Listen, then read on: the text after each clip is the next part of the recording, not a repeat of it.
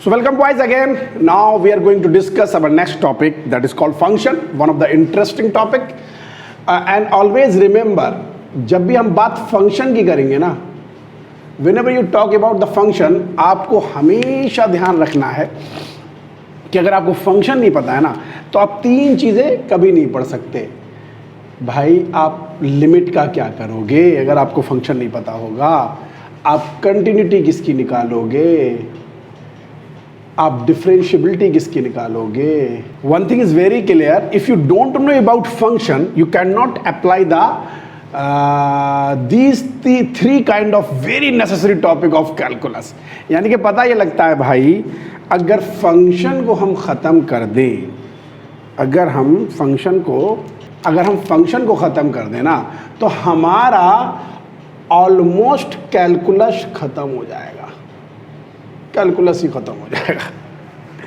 तो आपको ना फंक्शन को बहुत अच्छे से पढ़ना है. तो आप फंक्शन के बाद आप ये समझ लीजिए कि pure mathematics, calculus, differential geometry, everything, ये सारी चीज़ें इससे बहुत अच्छे से कनेक्ट होती हैं. तो today we are discuss about what is function and their kind, how many type of function we have studied in class 12th. So let's see. So again we are starting function. Our topic is function. So first about the definition of function, I just write down the definition and I will tell you with some very efficient examples to know about function. So what do you mean by function? Function is a map or method from set A to set B, ठीक, such that अब यहाँ से definition शुरू कर रहा हूँ मैं. each and every, ठीक है जी, each and every, इसको अंडरलाइन कर दीजिए. each and every element of set A has some unique, आप इस सम यूनिक को अंडरलाइन कर दीजिए. Has some unique image in set B. That is the definition of function.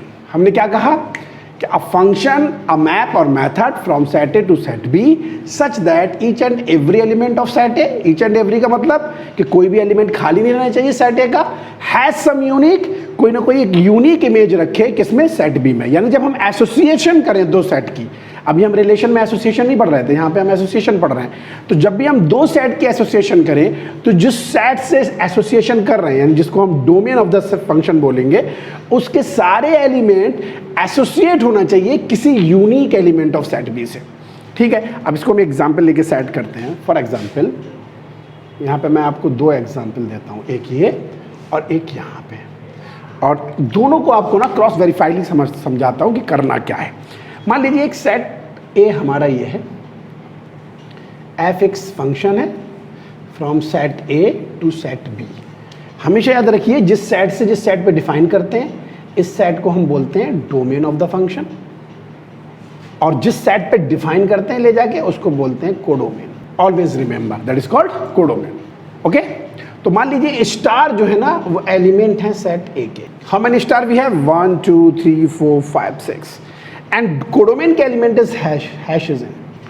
Very important information from here कि whenever you define a function from set A to set B, always remember कि set A का कोई भी element खाली नहीं जाना चाहिए और set B के यूनिक एलिमेंट पे जाना चाहिए. set B के यूनिक एलिमेंट पे जाना चाहिए. तो अगर मैं ऐसा करता हूँ कि इस स्टार को यहाँ, इस स्टार को यहाँ, इसको यहाँ, इसको यहाँ, इसको यहाँ और इसको यहाँ पहुँचा देता हूँ, मैं आपसे कहता हूँ क्या ये फंक्शन है? आप क्या कहेंगे? आप कहेंगे सर हम दो बातें चेक करते हैं, each and every and some unique. क्या सेट ए यानी डोमेन का कोई एलिमेंट खाली है? नहीं. हमें पता लग रहा है कि each and every associates and goes to, क्या कोई एक एलिमेंट दो जगह जा रहा है? नहीं, गोज टू सम यूनिक पे आ रहा है. तो क्या ये फंक्शन होगा? एग्री, यस, ये फंक्शन होगा. है जी. इसको समझाने के लिए बहुत सारे लोग बहुत सारे एग्जाम बनाते हैं. जैसे आप ये कह दीजिए ये डोमेन का एलिमेंट जो है ना, ये डोमेन के एलिमेंट आपके चाइल्ड हैं. क्या है? ये डोमेन के एलिमेंट आपके चाइल्ड हैं, और कोडोमेन के एलिमेंट्स जो हैं ये mothers of, set of mothers हैं।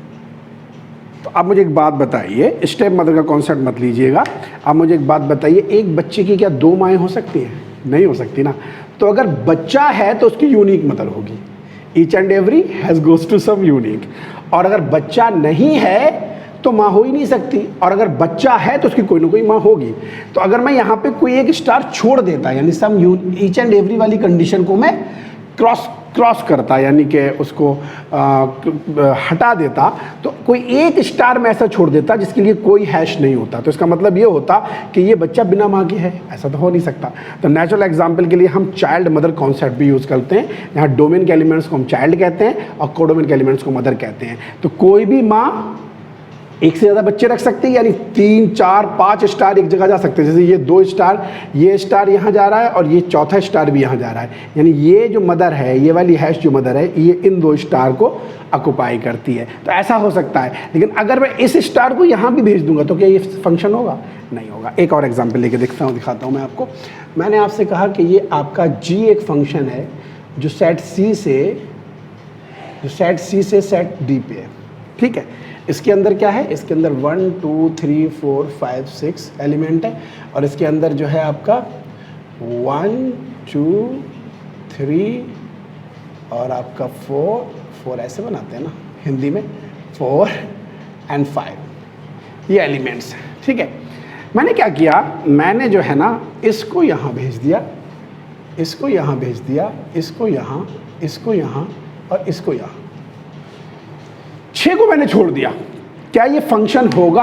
आपसे कोई पूछे क्या ये फंक्शन होगा, तो आप क्या कहोगे? आप कहोगे ये 6 एलिमेंट जो है, ये आपका जो 6 एलिमेंट है, ये वाला ये कहीं नहीं जा रहा। तो जो ईच एंड एवरी वाली कंडीशन हो गई वो फेल हो रही है, तो ये G कभी भी फंक्शन नहीं हो सकता। अगर मैं इस 6 को भी कहीं भेज देता, मान लीजिए मैं इस 6 को 5 पे भेज देता, तो क्या ये फंक्शन होता? एग्जैक्टली फंक्शन होता, क्योंकि सारे के सारे ऑक्युपाई कर गए, कोई भी कोई 2 पे नहीं जा रहे। अगर मैं एक काम और करता, मैं इस 3 को 4 पे भेज देता, तो क्या ये फंक्शन होता? नहीं होता। क्यों? क्योंकि 3 जो है 1 पे भी जा रहा था और 3 जो है 4 पे भी जा रहा है, 4 पे भी जा रहा है 3, तो ये फंक्शन होगा? नहीं होगा। क्यों? क्योंकि सम यूनिक वाली कंडीशन फेल हो रही है। तो एक बात आपको जहन में रखनी है कि जब कभी भी आपको फंक्शन की बात की जाए तो फंक्शन में 2 बातें याद रखिएगा, each and every element of domain has goes to some unique element of codomain. तो यहाँ पे अगर कोई भी फंक्शन A से B पे डिफाइन है, ठीक है जी, तो जिससे डिफाइन है उसको हम कहते हैं डोमेन, और डोमेन को मैं कैपिटल D इस तरीके के D से डोनेट करूंगा पूरे फंक्शन इसमें, और B को कहते हैं कोडोमेन, इसको मैं ऐसे C से डिफाइन करूंगा। ठीक है जी, हो गया। So this is the definition of function. Now comes to the point, its types. ठीक है, now we are going to discuss types of function. ठीक है जी, फंक्शन हो गया, फंक्शन के बाद टाइप्स ऑफ फंक्शन पे जा रहे हैं। अब आप कहेंगे कि डोमेन और कोडोमेन पे आपने क्यों जिक्र नहीं किया, या रेंज पे क्यों नहीं जिक्र किया, तो थोड़ा सा मैं आपको ड्रॉबैक में ले जाता हूँ। जो क्लास 11th के जो लेक्चर हैं उसमें हम लोग डोमेन और रेंज का डिस्कस करेंगे, because we are going to the class 12th lectures, तो इसलिए मैं डोमेन रेंज पे नहीं जाऊँगा, लेकिन बता देता हूँ होता क्या है। अगर कोई फंक्शन आप सेट A से सेट B पे डिफाइन करते हो, तो सेट A जो है वो आपकी क्या कहलाएगी? डोमेन कहलाएगी, और जो सेट B है आपका वो आपका क्या कहलाएगा? कोडोमेन कहलाएगा। और रेंज क्या होगी? रेंज क्या होगी? वो सारे एलिमेंट सेट A के, यानी कि f ऑफ A, वो सारे एलिमेंट सेट A के जो एसोसिएट हो रहे होंगे सेट B के एलिमेंट से, वो कहलाएंगे f ऑफ A। ये f ऑफ A जो होगी वो रेंज होगी, और रेंज हमेशा किसके अंदर कंटेन करेगी? कोडोमेन के अंदर कंटेन करेगी, यानी रेंज हमेशा सबसेट होगी कोडोमेन का।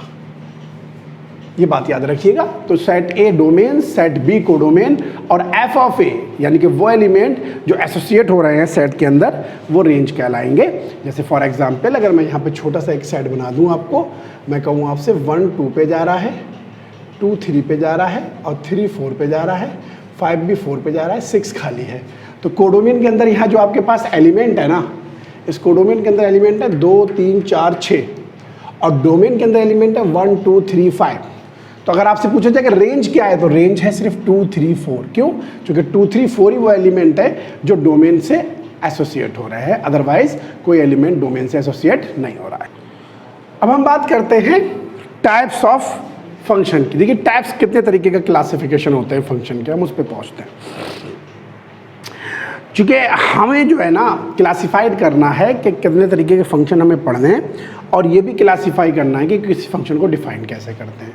तो फंक्शन जो है ना, आप हमेशा याद रखिए, मैं एक एग्जांपल देके एक फंक्शन को डिफाइन करता हूँ कि कौन सा फंक्शन होगा और क्यों होगा और कौन कौन से एलिमेंट उसके अंदर जाएंगे। फंक्शन हमेशा याद रखिए एक स्पेशल काइंड ऑफ रिलेशन है। क्या है जी? स्पेशल काइंड ऑफ रिलेशन है। स्पेशल काइंड ऑफ रिलेशन है, यानी ये भी एक तरीके का रिलेशन है, लेकिन इसमें डेफिनेशन अलग तरीके से होती है, यानी कि इसकी डेफिनेशन एक यूनिक तरीके से डिफाइन की जाती है। जैसे मैं आपको एक एग्जांपल देता हूँ। अभी तक रिलेशन में हमारे पास बंदिशें नहीं थी। हम ये नहीं कह रहे थे कि each and every element of domain goes to some unique element of codomain, ऐसा नहीं कह रहे थे। लेकिन फंक्शन में हमने ये रिस्ट्रिक्शन लगा दी।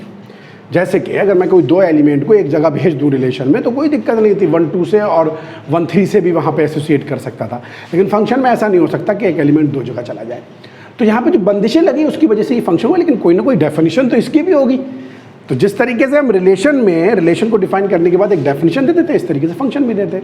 तो मैंने अगर मान लीजिए एक फंक्शन मैं आपको डिफाइन करता हूँ, मैंने कहा let F B a function from set of natural number to set of natural number such that f of n is equal to -1 raised to the power n, where n belonging to natural number। ये मैंने एक function define किया आपको। मैंने पूछा कि भाई ये फंक्शन है, आप बताइए क्या ये फंक्शन है? तो आपको साफ दिखाई दे रहा है, आप इसकी क्या करेंगे, आप इसकी फॉर्म बना लेंगे, सारे नेचुरल नंबर डाल देंगे, बहुत सारे होंगे एंड सो ऑन। ऐसे कोडोमेन में भी बहुत सारे होंगे। ये फंक्शन है सेट ऑफ नेचुरल नंबर से सेट ऑफ नेचुरल नंबर में जा रहा है, ठीक है जी। अब मैं आपसे पूछ रहा हूँ इसकी कोडोमेन क्या है, इसकी डोमेन क्या है? साफ दिखाई दे रहा है, इसकी domain set of natural number है। मैं पूछ रहा हूँ इसकी कोडोमेन क्या है? इसकी कोडोमेन भी सेट ऑफ नेचुरल नंबर है। मैं आपसे पूछ रहा हूँ कि भाई कोडोमेन भी set of natural number, domain भी सेट ऑफ नेचुरल नंबर, तो आप बताइए ज़रा कि ये फंक्शन, इस फंक्शन की रेंज क्या होगी और ये किस तरीके से हमारे जो है रिलेशन से अलग है। तो रिलेशन में तो आप किसी को किसी पे भेज सकते थे, डेफिनेशन ये रिलेशन भी हो सकती थी। तो हर रिलेशन फंक्शन तो होगा, लेकिन हर फंक्शन रिलेशन नहीं होगा। तो ये फंक्शन तो है। अभी हमने 1 को कहाँ भेजा? 1 को इसमें डाला, तो 1 - 1 की पावर n। बताओ f ऑफ 1 क्या आ जाएगा? -1 की power 1, that is equal to f of 1 is equal to -1 की पावर 1 इज इक्वल टू -1। अब इसमें 1 को कहाँ भेजूँ बताइए?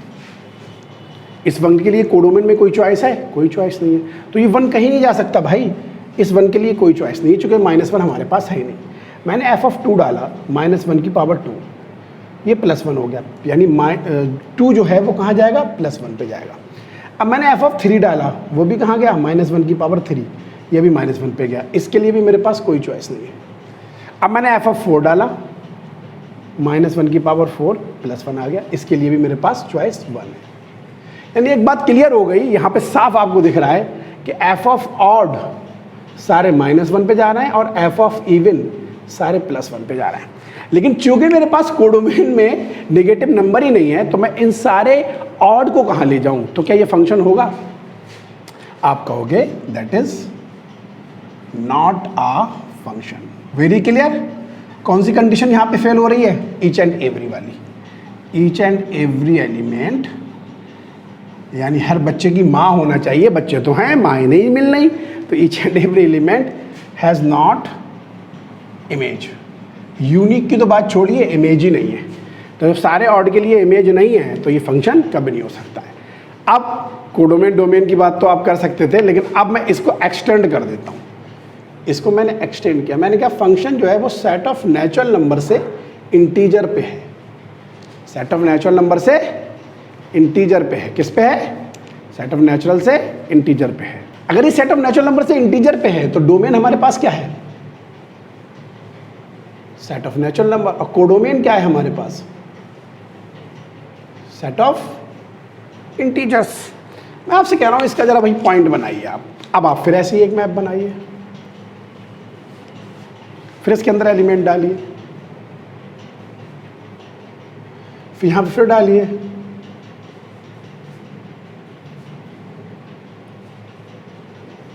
अब मैं आपसे पूछ रहा हूं भैया बताओ जरा कि 1 कहां जाएगा, तो 1 -1 पे, 2 कहां जाएगा, +1 पे, 3 -1 पे, 4 +1 पे, 5 -1 पे, 6 +1 पे, यानी साफ हो गया सारे f ऑफ ऑड कहाँ जाएंगे, -1 पे, सारे f ऑफ इवन कहाँ जाएंगे, +1 पे।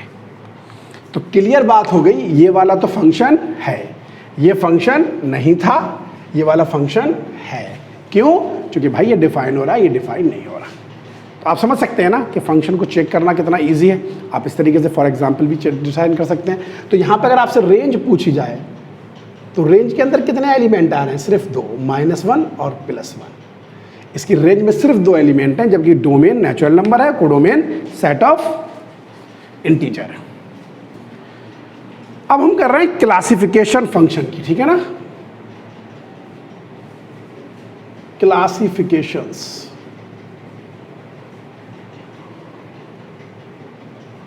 Of function. कितने तरीके के होते हैं, देखिए क्लासिफिकेशन फंक्शन की 2 तरीके की होती है, एक होती है डोमेन बेस और एक होती है codomain base. Domain base classification में हम रखेंगे 1-1 को, 1-1 फंक्शन एंड इनटू फंक्शन को, जबकि कोडोमेन बेस क्लासिफिकेशन में हम रखेंगे ऑनटू फंक्शन को और इनटू फंक्शन को। इस 1-1 फंक्शन को इंजेक्टिव भी कहते हैं मैथमेटिकल लैंग्वेज में, इस ऑनटू फंक्शन को सरजेक्टिव भी कहते हैं मैथमेटिकल लैंग्वेज में। इस 1-1 और ऑनटू दोनों को मिला के जो तीसरी क्लासिफिकेशन बनेगी, इस 1-1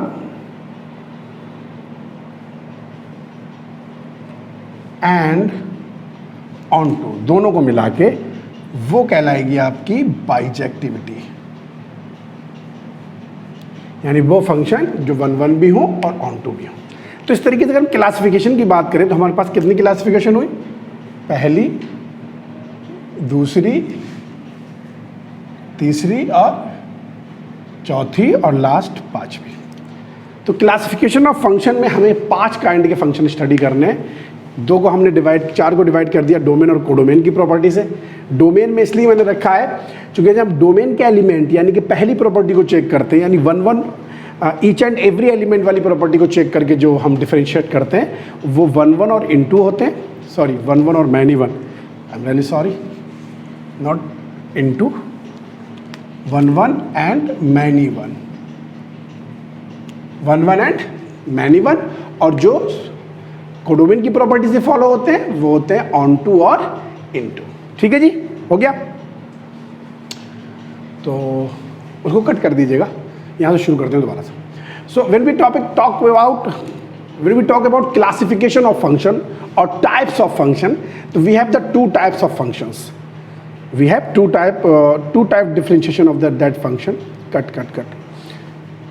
So when we talk about the classification of function or you can say the types of function, तो 5 तरीके के फंक्शन के काइंड हम स्टडी करते हैं। फर्स्ट काइंड में हम रखेंगे 1-1 को, जिसको हम इंजेक्टिव भी कहते हैं, और दूसरा जो 1-1 नहीं होगा वो